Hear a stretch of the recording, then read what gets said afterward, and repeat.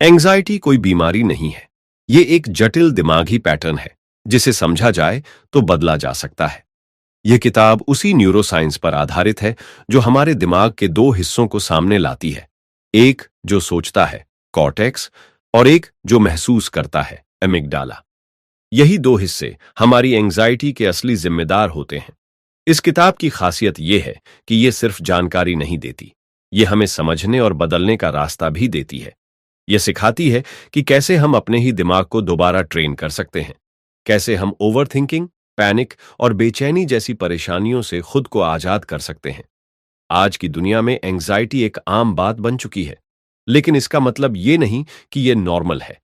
हर रोज सोचते सोचते थक जाना, छोटी सी बात पर दिल का तेज धड़कना, हर फैसले से पहले डर लगना और दूसरों के सामने खुद को खो देना, ये सब दिखने में मामूली लगते हैं, लेकिन अंदर ही अंदर ये हमारी लाइफ क्वालिटी, रिलेशनशिप्स और हेल्थ सब कुछ चुरा लेते हैं। लेकिन राहत की बात यह है कि आप इस हालत में हमेशा के लिए फंसे नहीं हैं।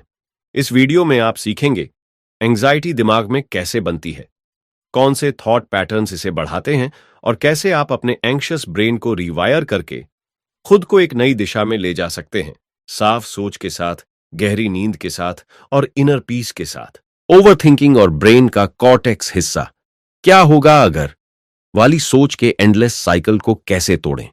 दिमाग कभी शांत क्यों नहीं होता? आपने कभी सोचा है आप फिजिकली थकते हैं तभी रेस्ट की जरूरत होती है, पर दिमाग तो बिना किसी फिजिकल काम के भी इतना थक जाता है कि रात को नींद तक नहीं आती। क्यों? क्योंकि दिमाग खुद को ही रिपीट, रिवाइंड और इमेजिन करता रहता है, खासकर तब जब उसमें एक इनविजिबल डर बसा हो। दिमाग का वो हिस्सा जो ये सब कर रहा है उसे कहते हैं कॉर्टेक्स। कॉर्टेक्स आपकी सोच की दुनिया है, जहां आइडियाज बनते हैं, प्लानिंग होती है, फ्यूचर इमेजिन होता है और एनालिसिस चलता है। यह हिस्सा आपकी मदद भी करता है, लेकिन जब यही ज्यादा कंट्रोल में आ जाता है तो वह हर पॉसिबिलिटी में खतरा ढूंढना शुरू कर देता है। उसे आदत हो जाती है हर बात पर सवाल उठाने की। अगर मैं फेल हो गया तो, अगर मैं कुछ भूल गया तो, अगर सब कुछ मेरे खिलाफ हो गया तो, और फिर बनता है क्या होगा अगर। लूप। इसमें कुछ भी एक्चुअल नहीं होता, फिर भी आप उस डर को वैसे ही महसूस करते हैं जैसे वो सच में हुआ हो। आपका दिल तेज धड़कने लगता है, पेट में हलचल होती है, सांसें उखड़ जाती हैं और ध्यान एक जगह टिकता नहीं। यह सब सिर्फ सोचने से हो रहा होता है, कोई रियल खतरा है ही नहीं। ओवरथिंकिंग दुनिया की सबसे कॉमन मेंटल स्ट्रगल बन चुकी है, लेकिन लोग इसे नॉर्मल मानकर जी रहे हैं। लोग कहते हैं मैं जरा ज्यादा सोचता हूं, लेकिन वो समझ नहीं पाते कि यह सोच दिमाग को धीरे धीरे जला रही है। ओवरथिंकिंग आपकी नींद छीन लेती है, डिसीजंस को कमजोर कर देती है, भरोसा गिरा देती है और धीरे धीरे आपको इमोशनली ड्रेन कर देती है। कॉर्टेक्स कैसे बॉडी को डैमेज करता है? जब कॉर्टेक्स बार बार डर की कल्पनाएं बनाता है तो वो बार बार अमिग्डाला को अलर्ट करता है, तैयार रहो, कुछ बुरा होने वाला है। अमिग्डाला उस सिग्नल को सच मानता है और फिर आपके शरीर को डर के लिए तैयार कर देता है, भले ही वो खतरा असल में कभी आया ही ना हो। इस वजह से होता है हार्ट बीट तेज, मांसपेशियों में खिंचाव, पेट की दिक्कतें जैसे IBS, acidity, skin problems, constant fatigue. सोचिए, एक लड़की है, साना, 26 साल की, एक प्राइवेट जॉब में काम करती है। हर दिन ऑफिस जाने से पहले उसके दिमाग में एक ही सवाल गूंजता है, अगर आज मुझसे कोई गलती हो गई तो, अगर मैनेजर ने डांट दिया तो, अगर किसी ने मेरी परफॉर्मेंस पर डाउट किया तो। वो तैयार तो होती है, पर कॉन्फिडेंस के साथ नहीं, डर के साथ। ऑफिस में सब ठीक चलता है, लेकिन उसके दिमाग में पूरा दिन बैकग्राउंड में एक अलग फिल्म चलती रहती है। क्या होगा अगर मेरे पीछे मेरी बुराई हो रही हो? क्या होगा अगर मेरी नौकरी चली जाए? इस ओवरथिंकिंग की वजह से साना का ध्यान किसी काम में नहीं लगता। वो गलती से ज्यादा डर से काम करती है और उसकी बॉडी लगातार थकी हुई महसूस करती है, भले ही वो कोई फिजिकल मेहनत ना कर रही हो। धीरे धीरे उसकी नींद कम हो गई, हर छोटी बात पर वो रोने लगती है और उसे ऐसा लगने लगा कि वो कभी परफेक्ट हो ही नहीं सकती। लेकिन असल में साना को कोई खतरा नहीं था, सिर्फ उसके कॉर्टेक्स ब्रेन ने संभावनाओं को डर में बदल दिया था।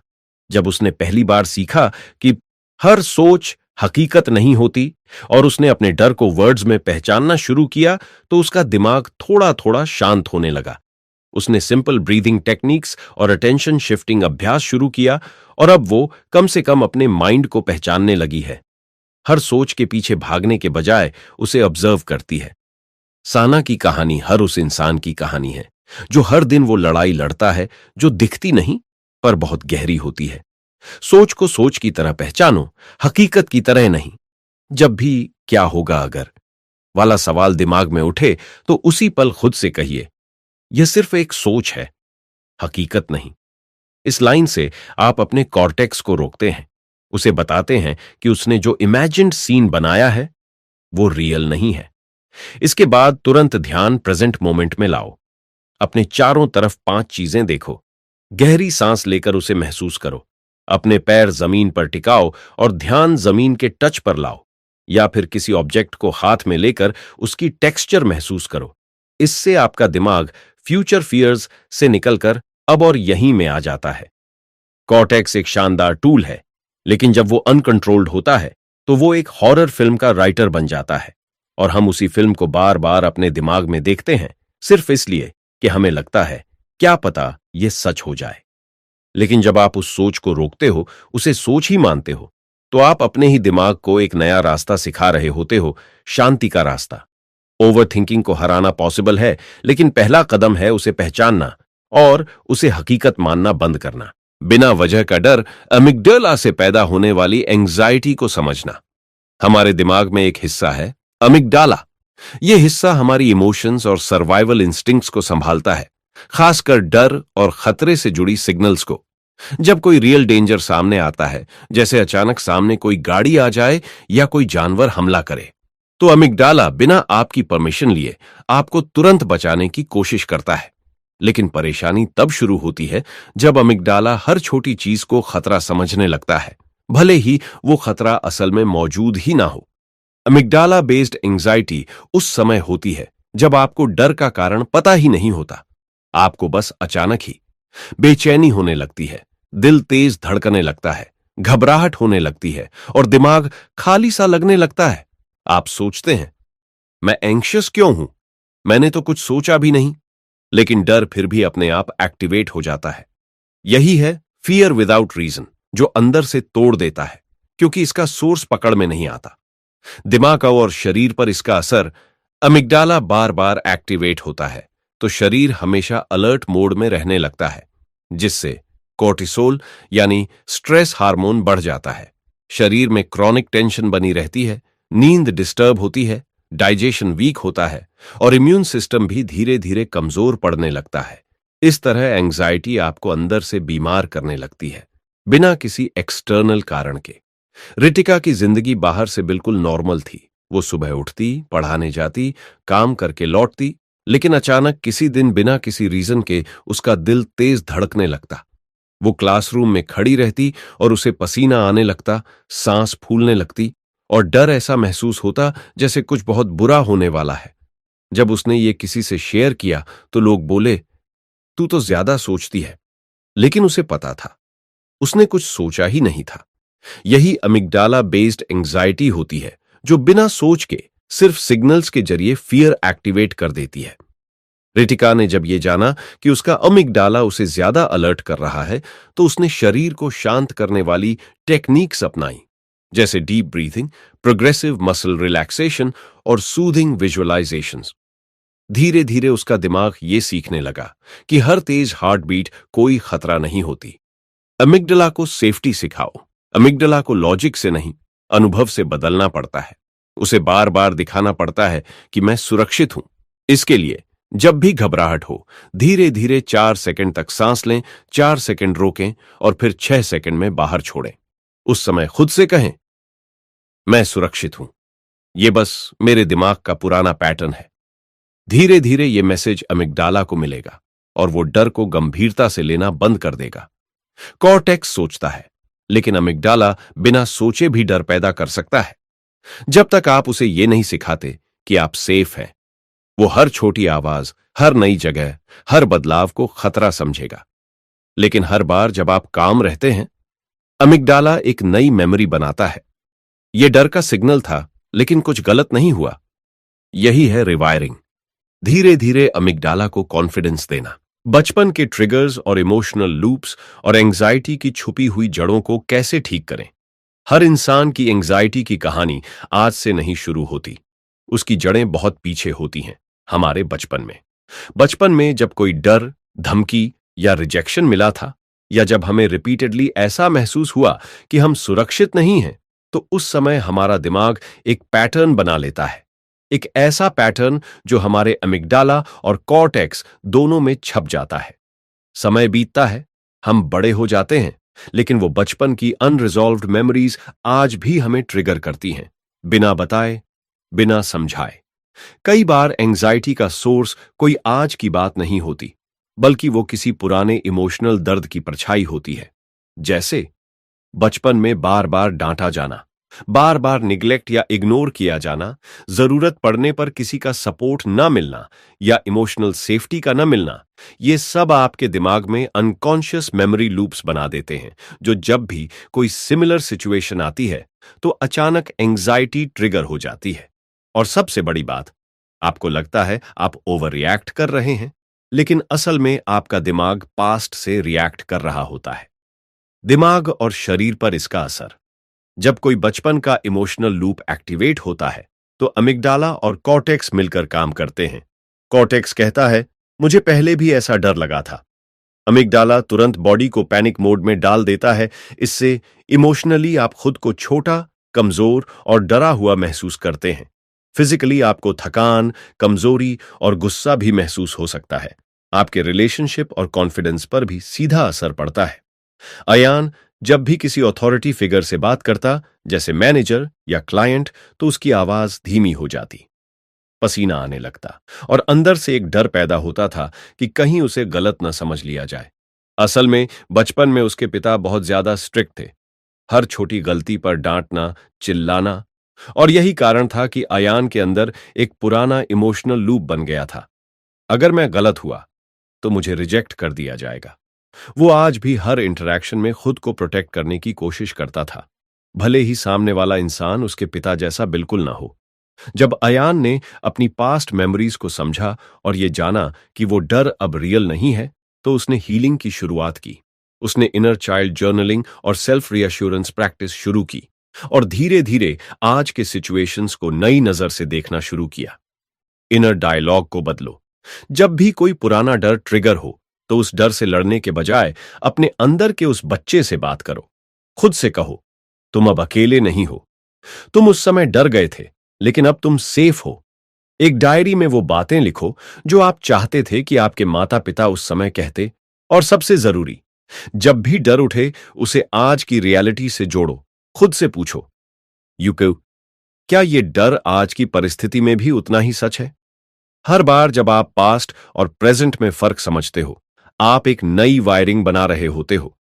आपकी एंजाइटी कभी कभी आपके अंदर के उस बच्चे की आवाज होती है जो आज भी समझ और सुरक्षा की तलाश में है। जब आप उस आवाज को सुनते हैं, उसे वैलिडेट करते हैं, तो आप खुद को हील करना शुरू करते हैं। यही हीलिंग आपको आज की दुनिया में साहस और स्पष्टता देती है। एंजाइटी और शरीर और वो शारीरिक नुकसान जो आप देख नहीं सकते। एंजाइटी सिर्फ दिमाग की समस्या नहीं है, यह एक ऐसी मानसिक स्थिति है जो धीरे धीरे पूरे शरीर को प्रभावित करती है। और सबसे खतरनाक बात यह है कि ये डैमेज अंदर ही अंदर होता है, दिखता नहीं है। जब आप एंजाइटी में होते हैं, तो आपके दिमाग के सिग्नल्स आपकी बॉडी को बार बार बताते हैं, तू खतरे में है।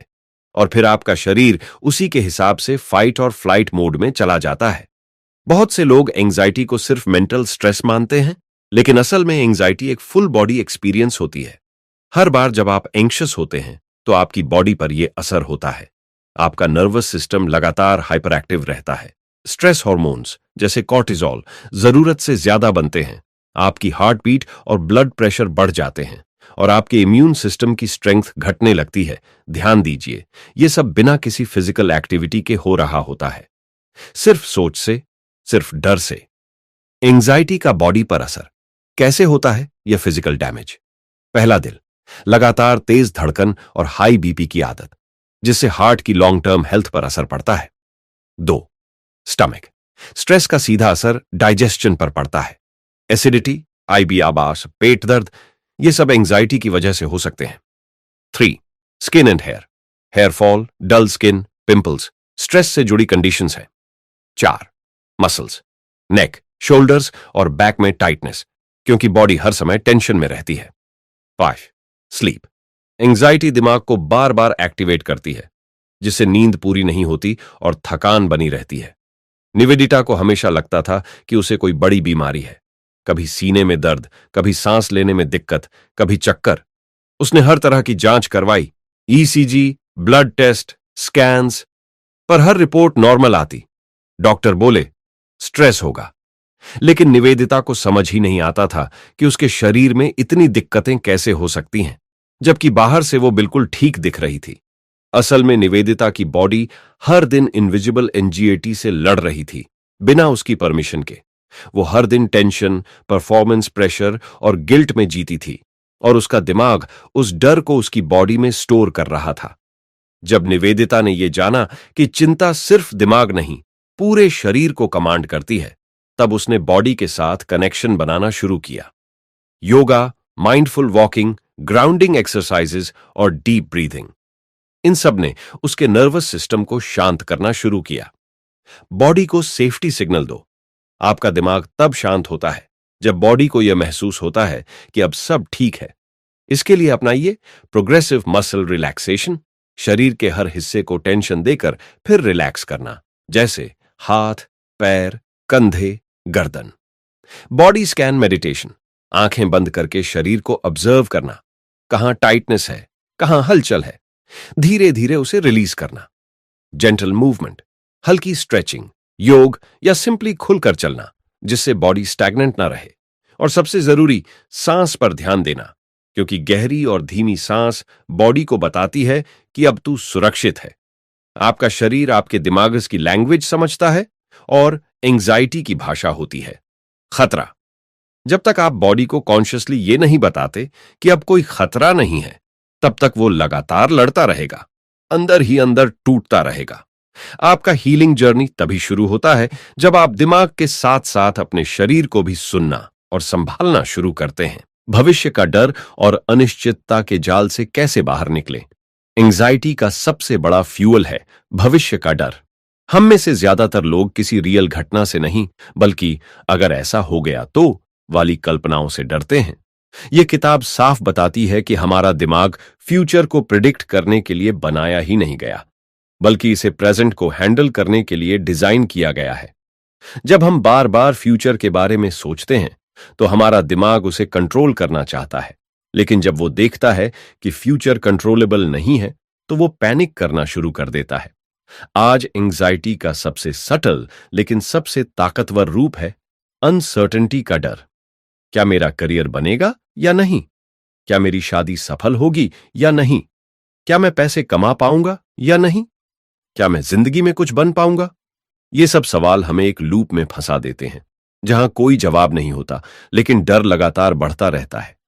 ये फियर हमें इमोशनली ड्रेन करता है, डिसीजंस लेने से रोकता है और हमें अपनी लाइफ का स्पेक्टेटर बना देता है। जैसे हम बस सोचते रहते हैं लेकिन जीते नहीं। दिमाग और शरीर पर इसका असर। फ्यूचर का डर सिर्फ मेंटल नहीं होता, ये बॉडी को भी रिएक्ट करने पर मजबूर करता है।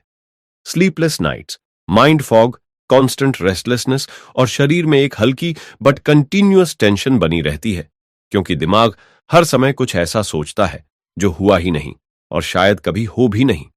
शिवम अपने करियर को लेकर बहुत परेशान रहता था। वो हर रोज सोचता, अगर अगले महीने काम ना मिला तो क्या होगा? अगर सेविंग्स खत्म हो गई तो? अगर मैं फेलियर हुआ तो? वो कोई बड़ा रिस्क नहीं ले पाता था। छोटे छोटे डिसीजंस लेने में भी डर लगता था। उसका दिमाग हर बार वर्स्ट केस सिनारियो सोचता था, और यही उसकी प्रोग्रेस को रोक रहा था।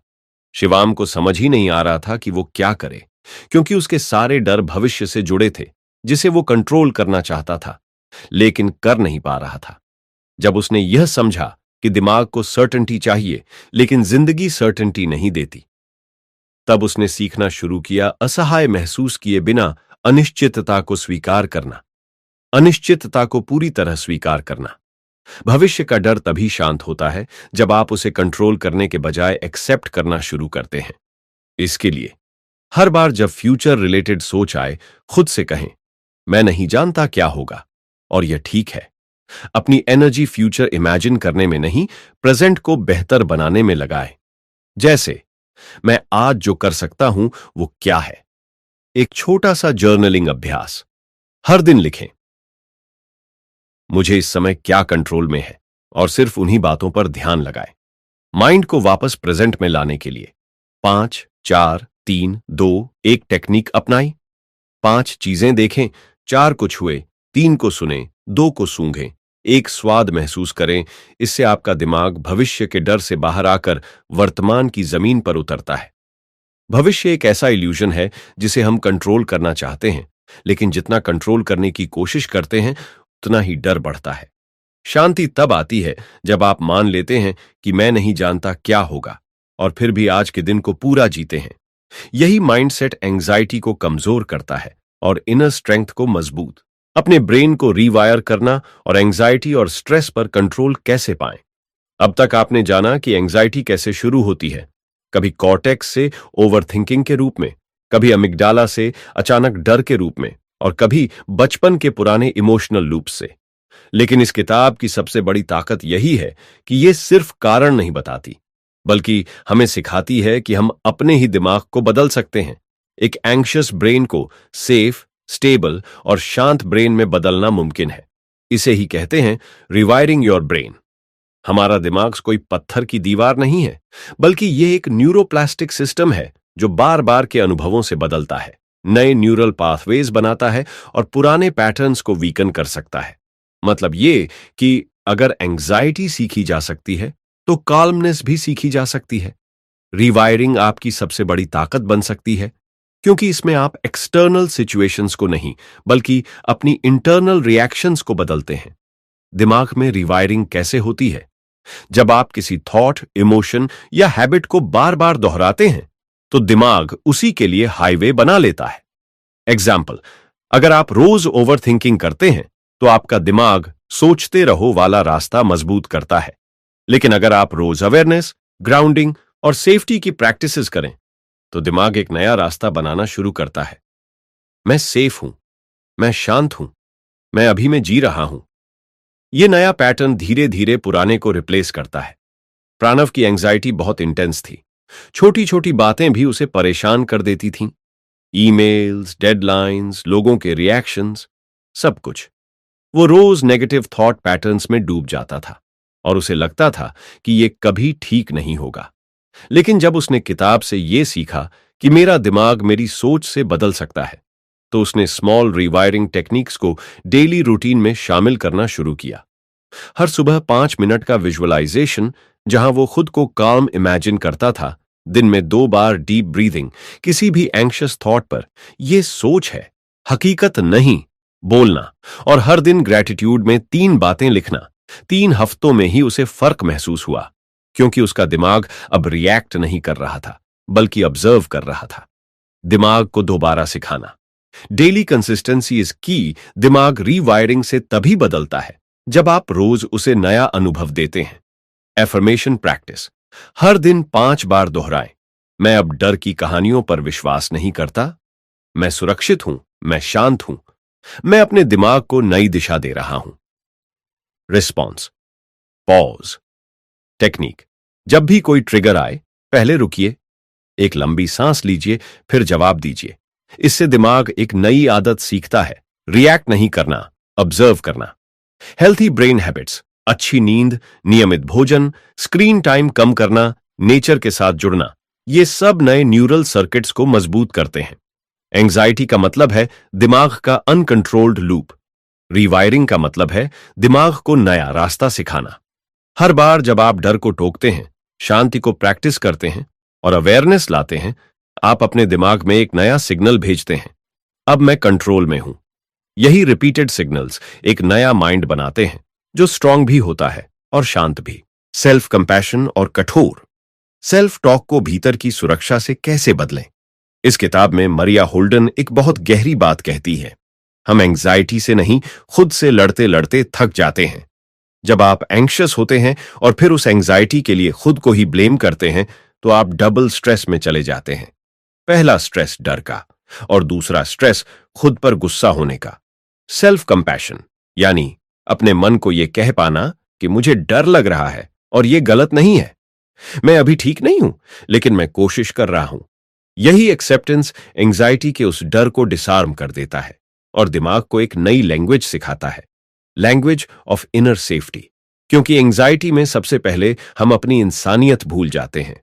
हम भूल जाते हैं कि गलती करना नॉर्मल है, डरना कोई कमजोरी नहीं है, बार बार एंग्शियस होना कोई पाप नहीं है। लेकिन जब आपका इनर वॉइस हार्श होता है, तू क्यों इतना कमजोर है, क्यों तुझे इतनी घबराहट होती है, क्यों तू दूसरों की तरह स्ट्रांग नहीं बन पाता, तो आपका दिमाग आपको एक थ्रेट मानने लगता है और वही थ्रेट आपकी एंग्जाइटी को और भड़काता है। शरीर और दिमाग पर इसका गहरा असर कैसे पड़ता है?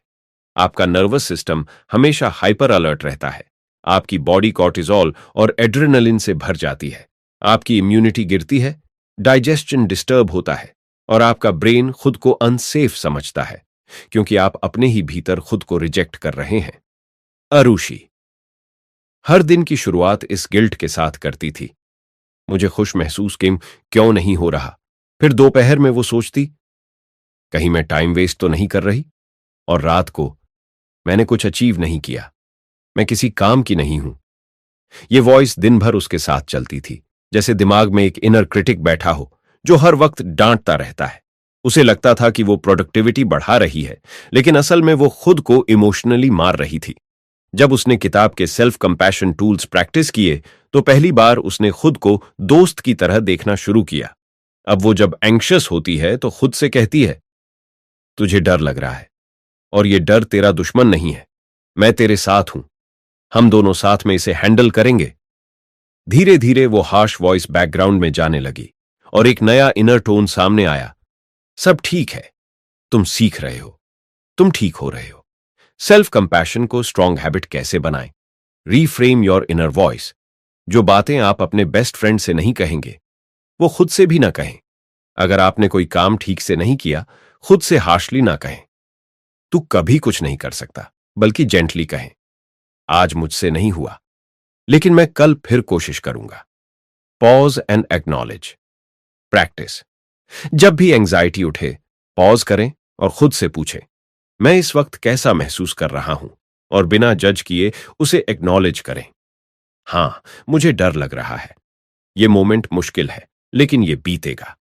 Touch of safety, neuroscience backed. अपने सीने पर हाथ रखिए, 3 बार गहरी सांस लीजिए और खुद से कहिए, मैं अभी सुरक्षित हूं, मैं अकेला नहीं हूं, मुझे खुद के लिए सॉफ्टनेस की जरूरत है।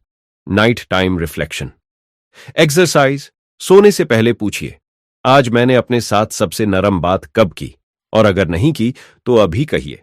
एंग्जाइटी का उल्टा शब्द करेज नहीं है, बल्कि कंपैशन है। जब आप खुद से प्यार से बात करना सीखते हैं, तो आपका दिमाग पैनिक से पीस की ओर शिफ्ट करता है। सेल्फ कंपैशन कोई ऐशो आराम नहीं है, ये आपकी इमोशनल इम्यूनिटी है। हर बार जब आप खुद को हार्श जज करने के बजाय जेंटल एक्सेप्ट करते हैं, आप अपने एंग्शियस ब्रेन को एक नई कहानी सुनाते हैं। अब तू अकेला नहीं है, अब मैं तेरे साथ हूं।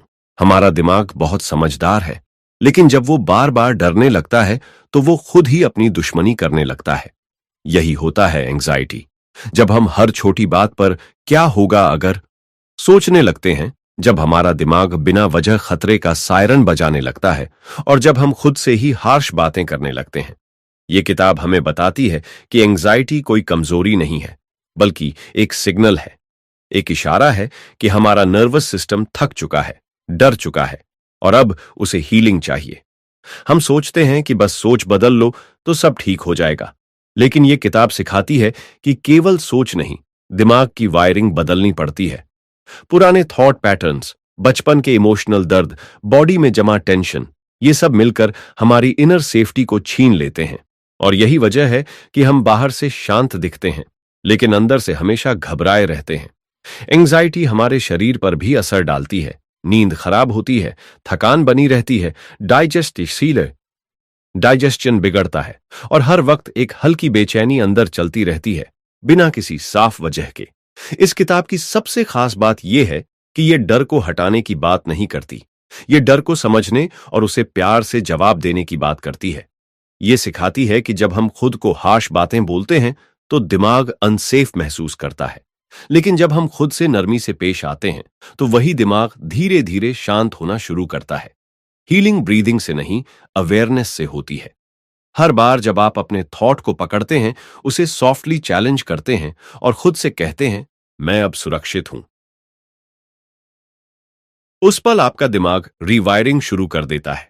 इस वीडियो में आपने एंजाइटी को जड़ से समझा, उसके इमोशनल, फिजिकल और साइकोलॉजिकल लेयर्स को महसूस किया, और सबसे जरूरी, आप ये जान पाए कि आप चाहें तो अपने एंग्शियस ब्रेन को हील कर सकते हैं, धीरे धीरे, रोज, थोड़ा थोड़ा, पर पूरा सचेत होकर। अगर आपको ये वीडियो पसंद आया हो तो चैनल को जरूर सब्सक्राइब करें और नीचे दिए गए लिंक से इस किताब की ई बुक जरूर खरीदें, क्योंकि हीलिंग वहीं से शुरू होती है जहां आप एक्शन लेना शुरू करते हैं।